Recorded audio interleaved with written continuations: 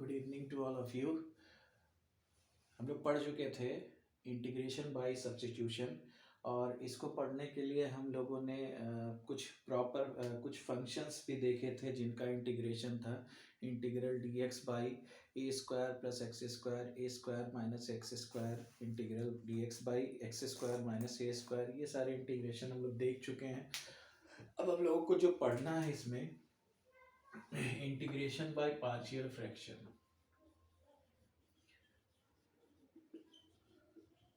Bye partial fraction.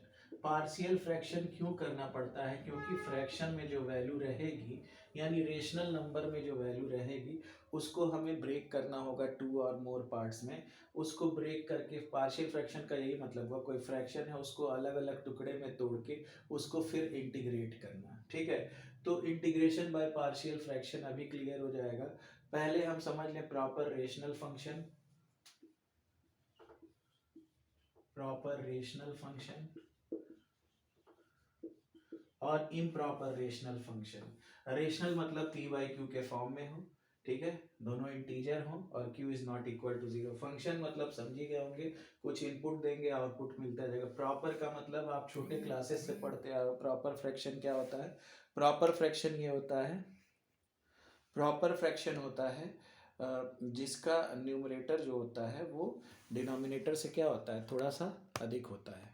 Numerator जब denominator से denominator जब न्यूमरेटर से अधिक होता है तो उसको प्रॉपर फ्रैक्शन कहते हैं। यहाँ पे जब रेशनल फंक्शन की बात आएगी, प्रॉपर रेशनल फंक्शन की बात आएगी, तो यहाँ पे डिग्री की बात हम करेंगे। जैसे कोई रेशनल फंक्शन है P x upon Q x, function है तो P x upon Q x के फॉर्म में होगा।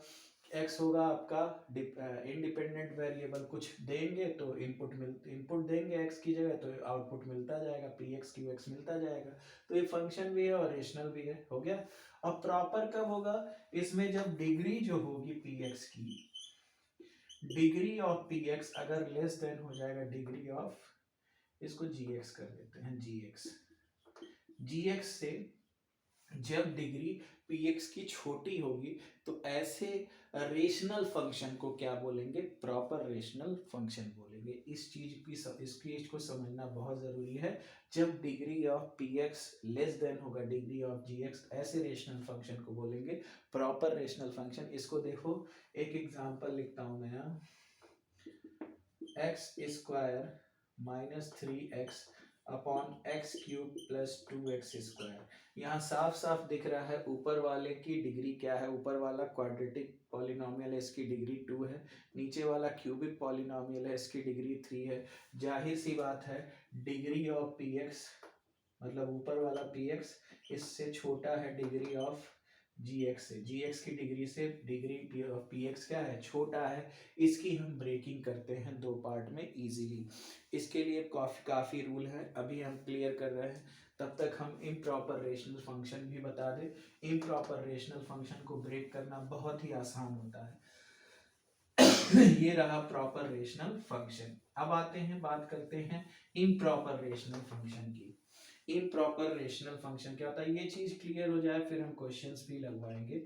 Improper rational functions, improper rational function क्या होते हैं? इंटीग्रेशन समझने के लिए दोनों टॉपिक बहुत जरूरी है। पी एक्स अपॉन जी एक्स अगर है तो इम्प्रॉपर रेशनल फंक्शन इसको तब बोलेंगे जब पी एक्स की डिग्री जो होगी वो जी एक्स के या तो इक्वल हो जाए या तो ग्रेटर देन हो जाए, या तो इक्वल हो जाए या तो ग्रेटर देन हो। जैसे suppose that x square minus 1 लिखा है, यहाँ एक्स स्क्वायर प्लस 1 लिखा है। इन दोनों की डिग्री पी एक्स और जी एक्स की डिग्री सेम है, तो हम कह सकते हैं ये क्या है?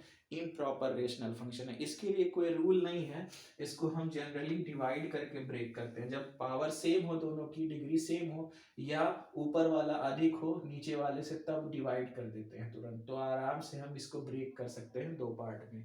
ठीक है, तो इम्प्रॉपर रेशनल फ्रैक्शन को हम फंक्शन को इजीली ब्रेक कर सकते हैं दो या दो से अधिक पार्ट में डिवाइड करके। चेक करो, डिवाइड करते हैं एक्स स्क्वायर माइनस 1, ये इजीली ब्रेक हो जाता है। एक्स स्क्वायर बन जा, एक्स स्क्वायर कैंसिल, इसका मल्टीप्लाई 1 में 1, कितना आ गया भाई? -2 आ गया। कितना आ गया? -2 आ गया।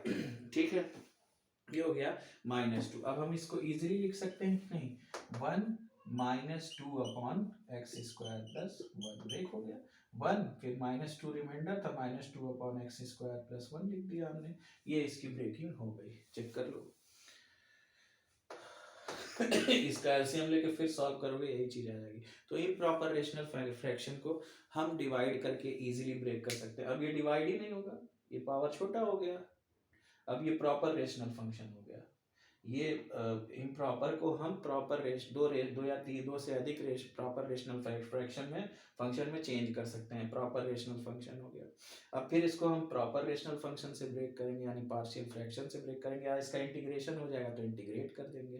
तो इम्प्रॉपर में पहले डिवाइड करते हैं, प्रॉपर में तोड़ते हैं, फिर उसको प्रॉपर को चेंज करना पड़ता है किसमें, पार्शियल फ्रैक्शन से।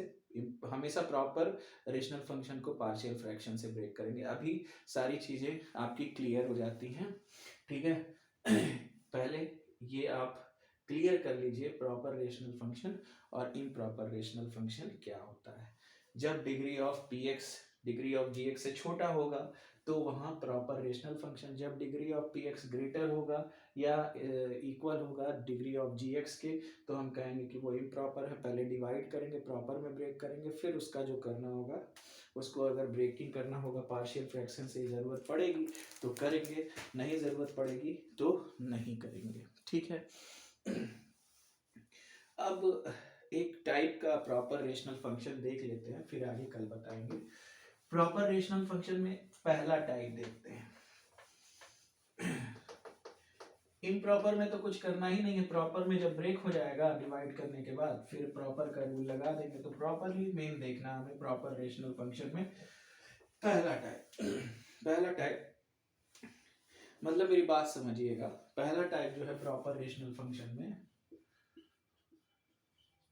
मैंने बोला क्या है कि जब degree of T x degree of G x से छोटा हो, यहाँ पे प्रॉपर रेशनल फंक्शन लगाना ही लगाना है, ठीक है। जो नीचे होता है मतलब जो डिनोमिनेटर में होता है इसको हम ये हमेशा फैक्टराइजेबल होता है, ये हमेशा इसको हम फैक्टराइज कर सकते हैं, इसको हमेशा फैक्टराइज कर सकते हैं, फैक्टर के फॉर्म में होता है। तो ठीक है, मेरी बात समझना, जो पहला टाइप पढ़ना है हमको पढ़ना है, सुनो, डिनोमिनेटर जो होगा वो लीनियर होगा, नॉन रिपीटिंग फैक्टर्स होगा। Denominator when denominator should be linear non repeating factors मेरी बात ध्यान से समझना, यहाँ पे डिनोमिनेटर जब लीनियर हो और नॉन रिपीटिंग हो उस कंडीशन में हम कैसे सॉल्व करेंगे। जैसे मान लो न्यूमरेटर हो गया पी एक्स प्लस क्यू और डिनोमिनेटर हो गया x माइनस ए एक्स माइनस बी। मेरी बात ध्यान से सुनना, ये चीज समझ जाओगे तो फिर आगे कोई प्रॉब्लम होने वाली नहीं है, ठीक है। मेरी बात ध्यान से सुनो, यहाँ पे डिग्री क्या है, डिग्री ऑफ पी एक्स 1, यहाँ पे डिग्री क्या है 1 इन 1 प्लस 1 मल्टीप्लाई करेंगे तो पावर ऐड हो जाएगा, डिग्री क्या हो गई नीचे 2। ये डेफिनेटली क्या है, प्रॉपर रेशनल फंक्शन है, पहली बात क्लियर हो गई। अब देखो ये दोनों फैक्टर के फॉर्म में है, हमेशा gx जो होगा फैक्टराइजेबल होगा, नहीं होगा तो कर लेंगे, ठीक है। फैक्टराइजेशन के फॉर्म में कर लिया। अब ये लीनियर तो है, अलग अलग लीनियर है, यहाँ देखो 1 पावर, यहाँ इसकी डिग्री 1, अलग अलग लीनियर है, दोनों अलग अलग लीनियर है, लेकिन मल्टीप्लाई करने के बाद लीनियर नहीं रह जाएंगे, दोनों डिफरेंटली क्या है, लीनियर है और नॉन रिपीटिंग फैक्टर्स हैं। नॉन रिपीट मतलब x माइनस ए है तो x माइनस ए दोबारा नहीं आया, x माइनस बी है, x माइनस ए फिर x माइनस ए होता तो हम बोलते लीनियर रिपीटिंग फ्रैक्शन फैक्टर्स, क्या बोलते हैं, लीनियर रिपीटिंग फैक्टर्स। अलग अलग है तो हम बोलेंगे लीनियर नॉन रिपीटिंग फैक्टर। बात समझ में आ गई, ये चीज क्लियर हो जाएगी तो कोई प्रॉब्लम नहीं होती। अगर यहाँ x माइनस ए होता तो हम लीनियर तो बोलते डिफरेंटली अलग अलग, लेकिन लीनियर के बाद क्या बोलते, रिपीटिंग फैक्टर्स, क्या बोलते, रिपीटिंग फैक्टर्स, क्या बोलते, रिपीटिंग फैक्टर्स। क्लियर, ये हो गया एक टाइप, ठीक। अब इसको हम कैसे सॉल्व करते हैं, समस्या इस बात की आ जाती है, तो हम इसको ऐसे लिखते हैं a upon x minus a plus b upon x minus b. ठीक है, अब एक क्वेश्चन करते हैं फिर क्लियर हो जाएगा। ठीक, चलिए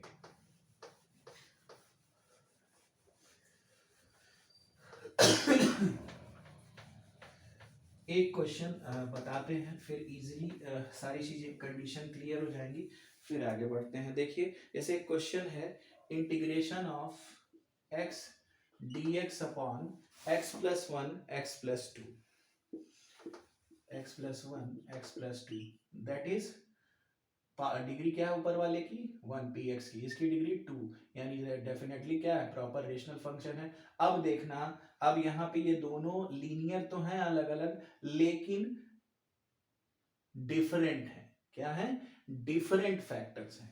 x+2 दोनों नहीं है, अलग अलग नहीं है, अलग अलग हैं। x+2 होता तो दोनों सेम होते, सेम फैक्टर्स होते। लीनियर तो हैं दोनों, यहां देखो ना, लीनियर एंड डिफरेंट फैक्टर्स, ये बात समझ में आ गई होगी। इसको हम पहले ब्रेक करते हैं, इंटीग्रेट करने की बात ही छोड़ो, पहले हम ब्रेक कर लेते हैं। हमने बताया क्या लेट करते हैं, a upon x plus one और plus b upon x plus two, अलग अलग लिख लेते हैं। दोनों तरफ इसी से मल्टीप्लाई कर दो, x plus one x plus two से, multiplying x plus one x plus two in both side, दोनों तरफ जब मल्टीप्लाई करोगे x plus one x plus two, इधर भी x plus one x plus two, इधर भी नीचे क्या था, x plus two x plus one x plus two, जो भी डिनोमिनेटर में होगा उससे मल्टीप्लाई कर देंगे दोनों साइड, ये पूरा पूरा कट गया, x बच गया। यहाँ यहाँ क्या बचेगा, x प्लस टू, यहाँ क्या बचेगा, देखो ना, x प्लस टू कट गया, x प्लस वन आ गया। अब देखो x is equal to a x plus two a, और ये क्या होगा, बी एक्स प्लस बी। इन दोनों में x कॉमन, क्या रह गया, a प्लस बी, यहाँ क्या है x, और ये दोनों कांस्टेंट है 2a प्लस बी। तो यहाँ देखो x का कोफिशिएंट क्या है, कंपेयर करने पे 1 दिख रहा है, यहाँ पे x का कोफिशिएंट क्या है, a प्लस बी, तो कंपेयर करने पे a प्लस बी की वैल्यू क्या मिल जाएगी, 1। यहाँ देखो मिल गई, एक इक्वेशन मिल गया। अरे भाई देखो ना, x कॉमन लिया इन दोनों में, a प्लस बी, यहाँ भी x है, x का कोफिशिएंट 1 है, तो कंपेयर करने पे a प्लस बी मिल गया 1, और 2a प्लस बी 0 है, कोई कांस्टेंट टर्म ही नहीं है, तो क्या हो गया, 0, माइनस कर दो, कट गया, ये हो जाएगा minus a is equal to, ये कितना आ जाएगा 1, तो ए की वैल्यू कितनी आ गई जी, -1। लो ए की वैल्यू आ गई क्या, -1, ए की वैल्यू क्या आ गई, -1, पुट कर दो ए का value, -1 plus b is equal to 1, तो बी की वैल्यू आ गई 2, ब्रेक हो गया, हो गया ब्रेक। अब हम इसको यहाँ क्या लिख सकते हैं, इजी वे में लिख सकते हैं क्या,